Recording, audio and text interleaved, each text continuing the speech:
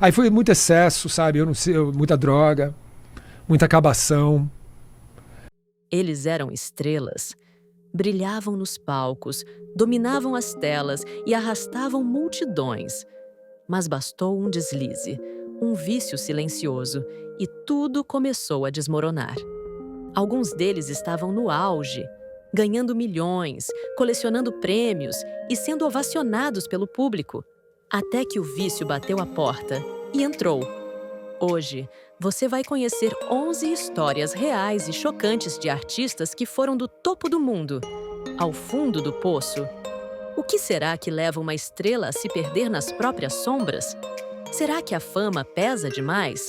Ou será que ninguém está realmente preparado para ser idolatrado? Se prepara, porque esse vídeo é forte, é humano e talvez te faça enxergar a fama de outro jeito.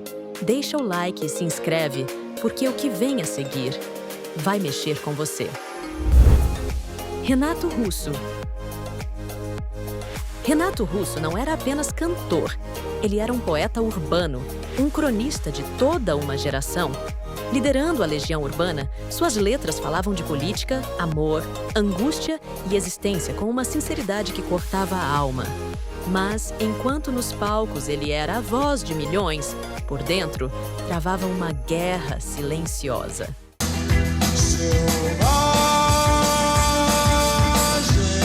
O envolvimento com substâncias começou cedo, ainda na adolescência. Mas foi durante o auge da banda, no final dos anos 80 e início dos 90, que o vício ganhou força total. Em 1993, Renato passou 29 dias internado em uma clínica de reabilitação. E mesmo ali, enfraquecido e em tratamento, ele não parou de escrever. Em seu diário, deixou confissões dolorosas. Agora, é difícil, porque uma coisa que eu aprendi é o seguinte: o alcoólatra e o adicto, que é o dependente químico, né? Eu pensava que de repente o mundo era ruim, que era tudo complicado. E, na verdade, isso faz parte da adicção, faz parte do alcoolismo. A verdade é que o palco mascarava a dor. O microfone era refúgio. Mas o preço dessa ilusão era alto. O vício de Renato começou a afetar até o relacionamento com os outros membros da banda. Então é uma coisa que puxa a outra. No começo é muito bom usar droga e tudo. Tem algumas pessoas até que podem, tá? Mas tem algumas pessoas que não podem. Eu não posso. Então, no meio do caminho, o mundo pra mim era um terror. Tudo era difícil, tudo era horrível. E, na verdade... Ele próprio admitia, era difícil lidar com ele nos bastidores. Além disso, os gastos com álcool e entorpecentes começaram a pesar no bolso. Ele ganhava muito, mas o dinheiro escorria como areia entre os dedos, e a saúde também. Renato era soropositivo, e a dependência química só acelerou o desgaste. Em 11 de outubro de 1996, ele nos deixou. Tinha apenas 36 anos. Uma voz silenciada cedo demais, por batalhas travadas no escuro. Mas o que ele deixou não morre. Suas letras ainda ecoam, como um grito de quem tentou se salvar cantando. E aí, galera? Você acha que o vício destruiu o Renato? Ou foi o sistema que ignorou seus sinais de socorro? Comenta aí. Às vezes, só de ouvir alguém, a gente já evita uma tragédia. Johnny Depp. Johnny Depp. Um nome que já foi sinônimo de charme, talento e bilheterias milionárias. Ora, Jack Sparrow, não é?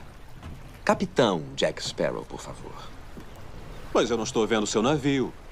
O eterno Jack Sparrow, o rosto de uma das franquias mais lucrativas da história do cinema.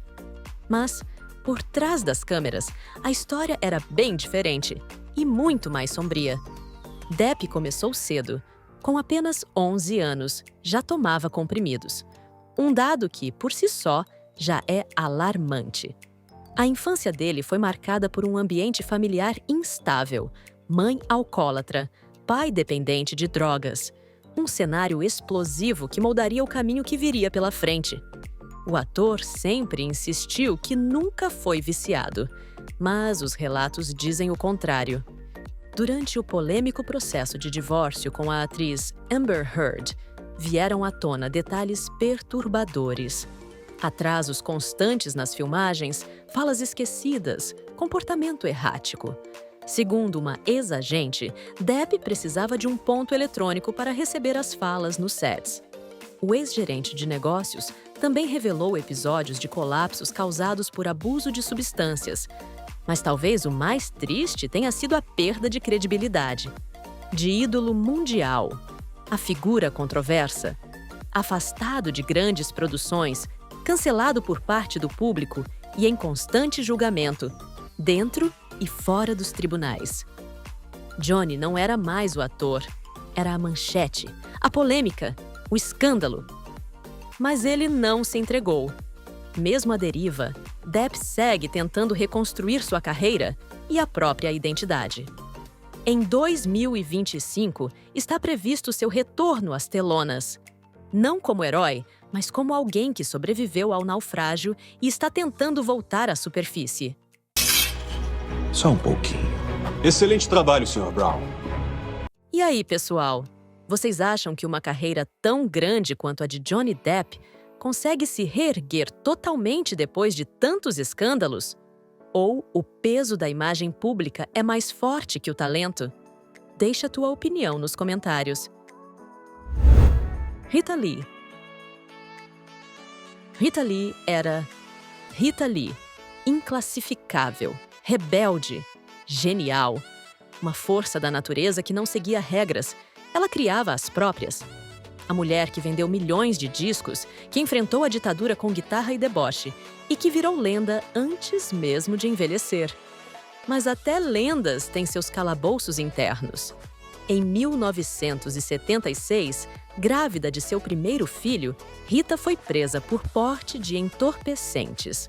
Uma prisão simbólica, num momento em que o regime militar buscava silenciar vozes incômodas. Ela alegou que não usava mais, que os vestígios eram de amigos. Mas o recado foi claro. Ela era uma ameaça. E também uma vítima do próprio estilo de vida. Por trás da irreverência, havia uma dor profunda. Em entrevistas, Rita sempre foi aberta sobre sua relação com drogas e álcool. Isso aqui tem que tomar mais, é a droga que acabou, a droga da droga, falando. Tem que tomar mais. Não pense que você conseguiu isso sozinha.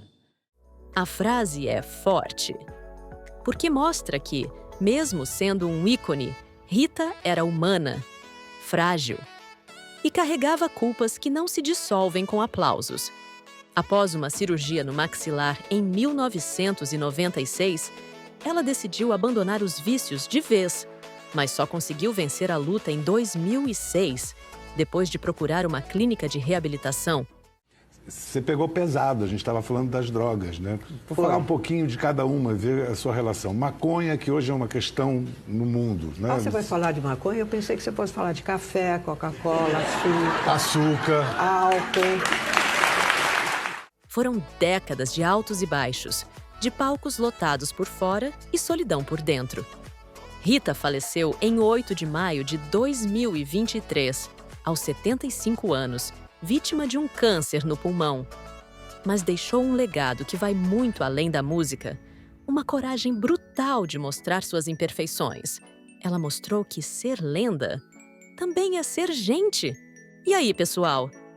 Você acha que o público idolatra demais os artistas e esquece que por trás da fama existe um ser humano cheio de dores? Comenta aí, porque a história da Rita merece ser lembrada com verdade, não só com aplauso. Renner. No auge dos anos 90, se você ligasse o rádio, era quase certo ouvir um refrão que não saía da cabeça. Uma deusa, uma louca, uma feiticeira, ela é demais. Era o hit da dupla Rick e Renner, que dominou as paradas com sua mistura de romantismo e carisma. Eles estavam por toda parte, TV, rádio, shows lotados. Mas enquanto a música embalava o país, a vida de Renner começava a desafinar por dentro. Tudo começou com um acidente trágico em 2001. Renner perdeu o controle do carro, bateu em uma moto e tirou a vida de 2 pessoas.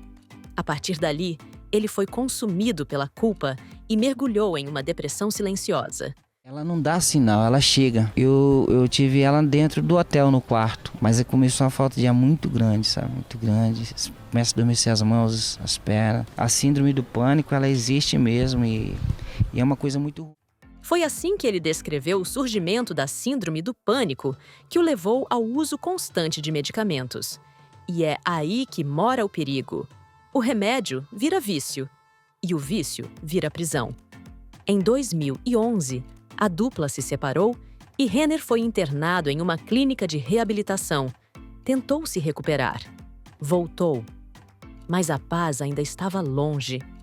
Em 2014, outro acidente chocou os fãs. Renner, dirigindo uma BMW com a carteira de habilitação vencida, bateu em um carro estacionado. Mas não bati em ninguém, não. Tentou fugir? Fugir? Da onde? Na hora que você bateu o carro? Não, filha, não tentei fugir, não fugi nada. Tentou fugir e colidiu novamente, dessa vez contra um poste. Estava sob efeito de álcool. Foi detido e só saiu após pagar uma fiança de R$10 mil. O delegado responsável pelo caso estipulou uma fiança de R$10 mil para o cantor. E essa não é a primeira vez que Renner se envolve em um acidente. O impacto foi tão forte que Rick decidiu, em 2015, encerrar a parceria. Era o fim da dupla. Mais uma vez. Mas como em toda a história de sertanejo, o refrão da vida às vezes dá uma volta. Depois de mais uma internação, os dois voltaram a cantar juntos. Subiram ao palco, mesmo com as cicatrizes, mesmo com os fantasmas. Eu não tô curado para sempre, mas estou lutando todos os dias. Essa frase poderia muito bem ser a legenda da vida de Renner. E aí, pessoal, vocês acham que é possível reconstruir uma carreira mesmo depois de tantas quedas públicas? Ou o julgamento da sociedade pesa demais? Escreve nos comentários. Quero saber sua opinião. Whindersson Nunes. Quando Whindersson Nunes surgiu na internet, parecia imparável. Milhões de seguidores, teatros lotados, especiais na Netflix, sucesso atrás de sucesso. Ele era o garoto do Piauí que conquistou o país com um humor simples, direto e cativante. Mas o que quase ninguém sabia é que, enquanto fazia o Brasil gargalhar, ele próprio mal conseguia respirar por dentro. Whindersson revelou em sua biografia, vivendo como um guerreiro, que o vício em entorpecentes já existia antes mesmo da fama. E pior, antes mesmo do casamento com Luísa Sonza. Mas foi após o divórcio que tudo desandou de vez. Começava a fumar o cigarro 8 horas da manhã, quando eu prestava atenção, eu juro pelo que, como isso aqui é uma madeira, como isso aqui é um sofá, que quando eu prestava atenção, era 9 horas da noite, estava tudo escuro já, e eu me deparava. Ele descreve a sensação de não perceber o tempo passar, de viver em um eterno torpor. Um vazio silencioso que o consumia dia após dia. E mesmo assim, fazia piada, gravava vídeo, ia ao palco. O mais doloroso é que ele chegou a cogitar internação voluntária, mas foi alertado por amigos. A mídia vai detonar. Vão botar a culpa na Luísa. Ou seja, até para buscar ajuda, ele teve que carregar o peso da opinião pública nas costas. Whindersson segue na ativa, mas mudou o tom. Hoje, fala abertamente sobre saúde mental, vício, depressão e autoconhecimento. Transformou sua dor em alerta, sua vulnerabilidade em ponte com o público. A mente adoece em silêncio e o vício é o grito mudo de quem não sabe mais pedir socorro. E aí, pessoal? Você já sentiu que precisava de ajuda, mas teve medo do que os outros iam pensar? Comenta aqui. Tua história pode inspirar alguém. Vera Fischer. Ela era deslumbrante, ícone de beleza, de talento, de presença. Vera Fischer não apenas atuava, ela dominava a tela. Vinda do Miss Brasil para os estúdios da Globo, se tornou uma das maiores musas da televisão brasileira. Mas por trás daquela mulher glamurosa existia uma alma em pedaços. Uma alma que gritava e ninguém escutava. O envolvimento com álcool e entorpecentes começou cedo. E por muitos anos, Vera viveu entre os bastidores da fama e os bastidores do vício. Em 1995, num episódio marcante, ela perdeu o controle e atacou a babá do filho com uma tesoura. 2 anos depois, foi internada à força por seu ex-marido, Perry Salis, depois de quebrar móveis da casa durante uma crise. Mas isso foi apenas o começo de uma longa sequência. 5 internações no total. A última em 2011, dessa vez voluntária. Um sinal de que ela finalmente assumia o controle da própria recuperação. Vera chegou a dizer: "Na época em que eu era mais famosa, eu estava me destruindo por dentro e ninguém percebia." E não era exagero. A atriz passou anos lutando sozinha contra seus fantasmas, enquanto o público aplaudia, sem imaginar o preço daquele sorriso. Em 2023, ela anunciou a aposentadoria das novelas. E pela primeira vez em muito tempo, parecia em paz. Hoje, Vera Fischer não é só um rosto bonito que marcou gerações. Ela é um símbolo de sobrevivência, de alguém que foi ao fundo do poço e voltou com dignidade. E aí, pessoal? Será que o peso de ser um símbolo de perfeição destrói por dentro quem carrega essa imagem? Você acha que a fama ajuda ou atrapalha nesses momentos? Fala com a gente nos comentários. Robert Downey Jr. Antes de se tornar o lendário Homem de Ferro, Robert Downey Jr. era conhecido por outro título: o garoto problema de Hollywood. Filho de um diretor de cinema que também era viciado, Downey teve um começo de vida perturbador. Com apenas 6 anos, seu pai lhe deu a primeira tragada em um cigarro com substância ilícita. Sim, você ouviu certo. 6 anos de idade. Esse foi o início de uma jornada que parecia escrita para dar errado. Entre 1996 e 2001, ele foi preso várias vezes por posse de drogas pesadas. Foi mandado para centros de reabilitação, clínicas e até cumpriu pena na prisão. Mas sempre recaía. Em 1999, ele perdeu sua casa em Malibu, afundado em dívidas e processos. Em 2000, mais uma prisão. E em 2001, quando parecia que não tinha mais fundo, ele foi encontrado sem teto, desorientado, e foi enviado de novo para tratamento. O ator, que já foi considerado o futuro de Hollywood, agora era apenas mais um nome na lista negra da indústria. Mas a virada veio, e foi épica. Em 2003, ele conheceu a produtora Susan Levin, que mais tarde se tornaria sua esposa. Foi ela quem impôs um ultimato: ou ele mudava de vida, ou a perderia também. Ele escolheu viver. Em 2008, contra todas as previsões, Downey Jr. foi escalado como Tony Stark. O resto é história. O viciado problemático virou o super-herói mais rentável do cinema. E mais do que isso, virou exemplo de superação real. É preciso cair de cara no chão algumas vezes para entender que você tem 2 escolhas: levantar ou apodrecer ali mesmo, disse ele. Hoje, Robert Downey Jr. inspira milhares de pessoas que enfrentam vícios, provando que até um passado sombrio pode dar lugar a um futuro brilhante. E aí, galera? O que vocês acham? Ele foi salvo pelo amor, pelo trabalho ou pelos 2? Acha que o dinheiro ajuda ou atrapalha na recuperação de alguém? Comenta aí.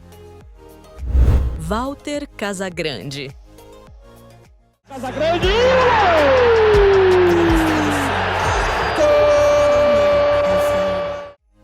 Walter Casagrande era gigante nos campos.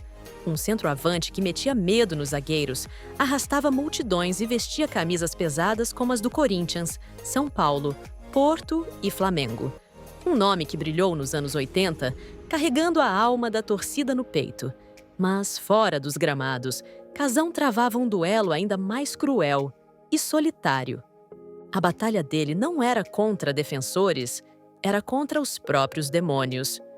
Por 37 anos, Casagrande viveu nas garras da dependência química. Uma prisão invisível, cheia de recaídas, overdoses e surtos. Aquela que você acha a melhor companhia é a droga. Você vai procurar droga, não tem lazer. Você quer ficar com a droga. O seu momento de êxtase e de felicidade, né? Entre aspas, é ficar ali se drogando, bebendo, ficar viajando e tal. E você acaba não saindo mais para nenhum lugar. Nem ver meus pais eu ia. Então...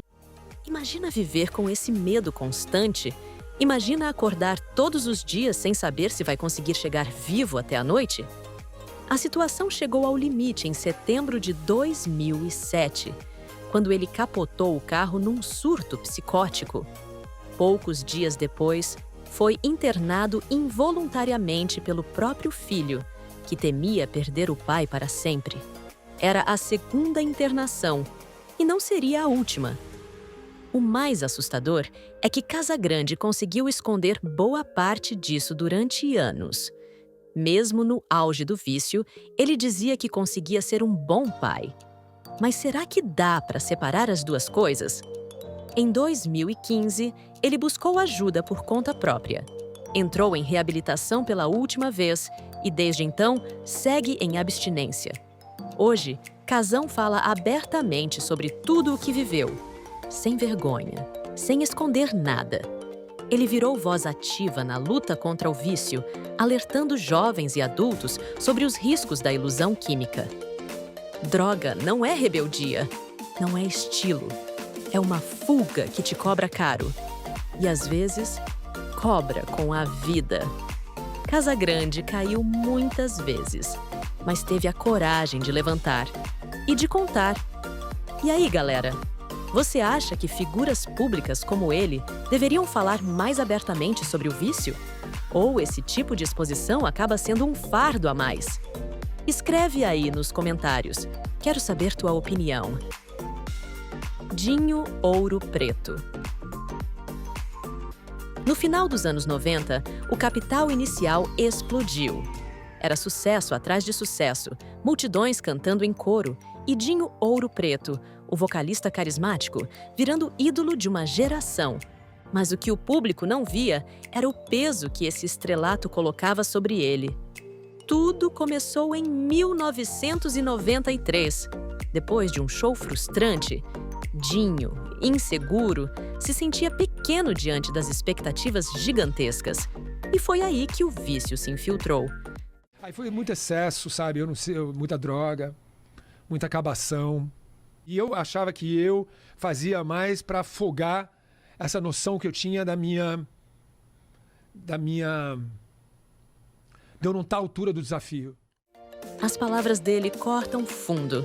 É o retrato cru de alguém tentando silenciar o próprio medo com barulho químico. Sem a banda, sem direção, ele mergulhou de cabeça no álcool e nos entorpecentes. As noites viraram dias. O apartamento dele virou ponto de festas intermináveis. E foi numa dessas que Dinho foi roubado em $20 mil. Literalmente acordou no prejuízo, financeiramente e emocionalmente.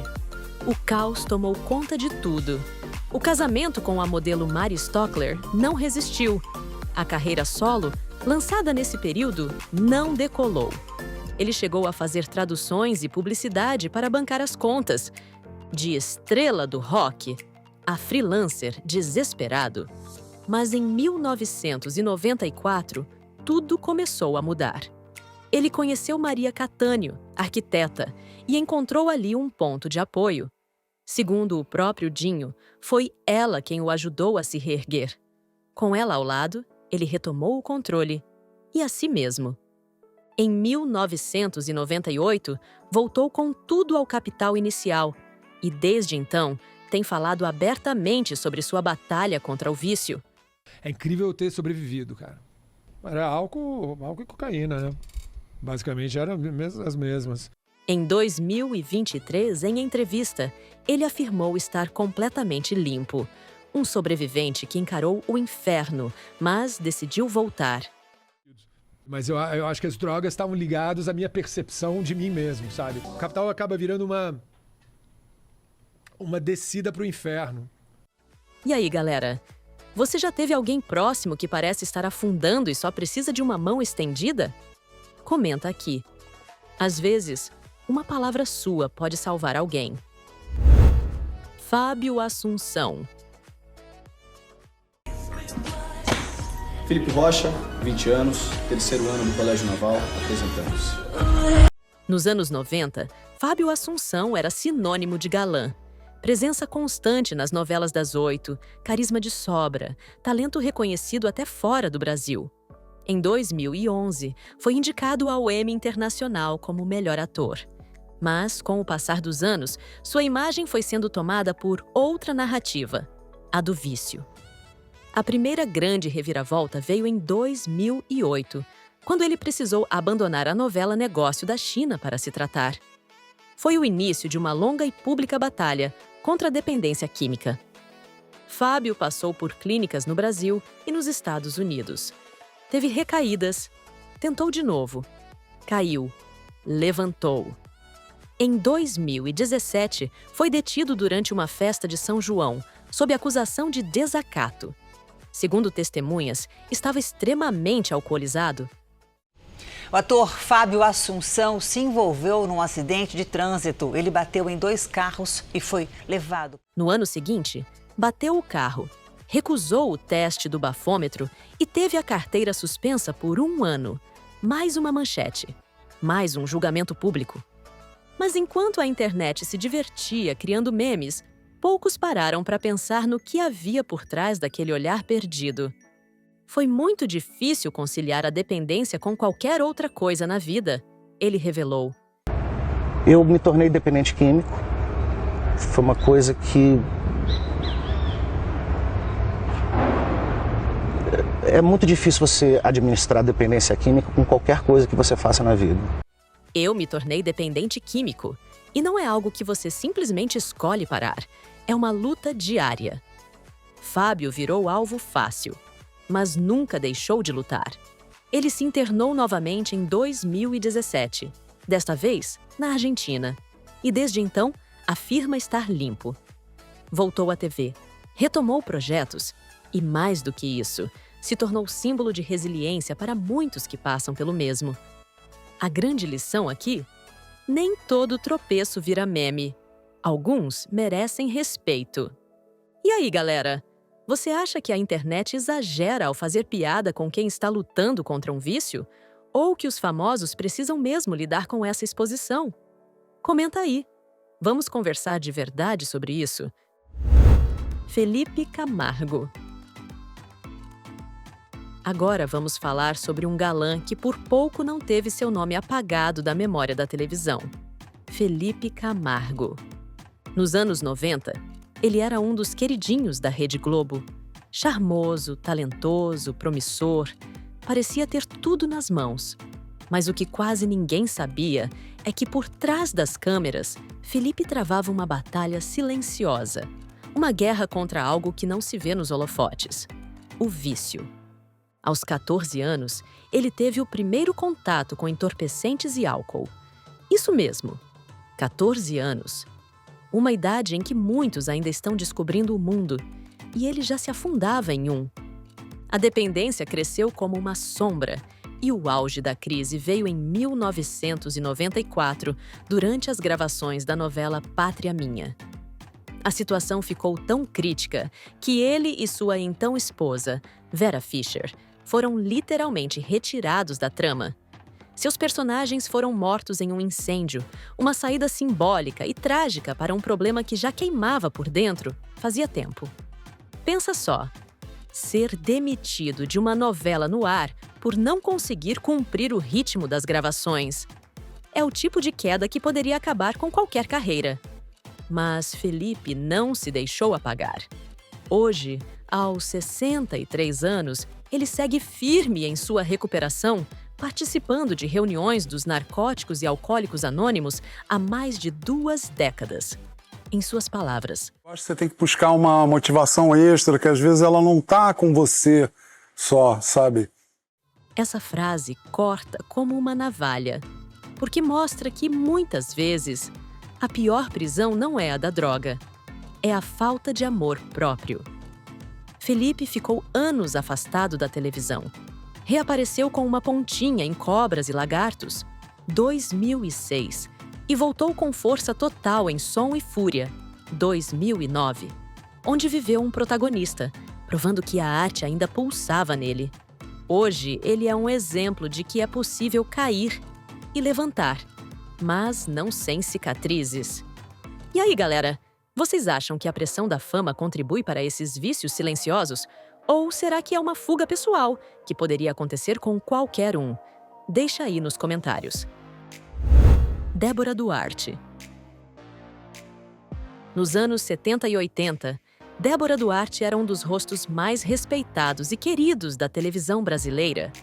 Dona de um talento refinado e de uma presença marcante, parecia destinada a tal uma carreira eterna sob os holofotes. Mas enquanto o público aplaudia, ela carregava um segredo doloroso e solitário: a dependência química.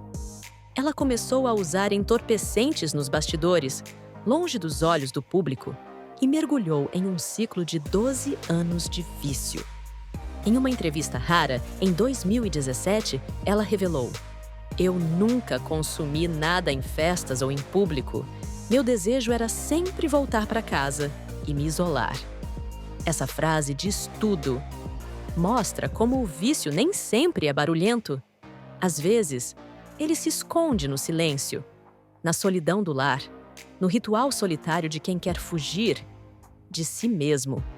Foram anos vivendo entre altos e baixos, entre aplausos e colapsos internos, até que um dia, cansada de se destruir, Débora tomou a decisão que mudou tudo. Se internou em uma clínica de reabilitação e encarou o tratamento de frente. Hoje, aos 74 anos, ela quase não aparece mais na TV. Seu último trabalho foi em Olhar Indiscreto, da Netflix, em 2023. Mas mesmo longe dos holofotes, Débora deixou um legado de coragem, não só na arte, mas na vida. Recuperar-se do vício não é voltar a ser quem você era.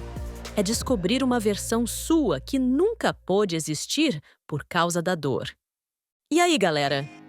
Quantas pessoas incríveis você acha que vivem escondidas atrás de vícios, com medo de pedir ajuda?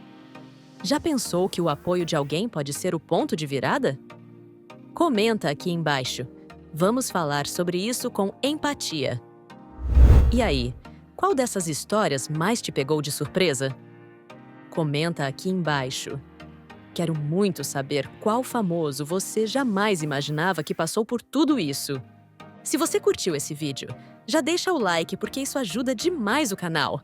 E claro, se inscreve e ativa o sininho para não perder os próximos vídeos.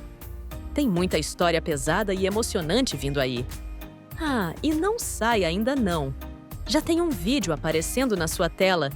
Clica nele e continua com a gente. Te espero lá.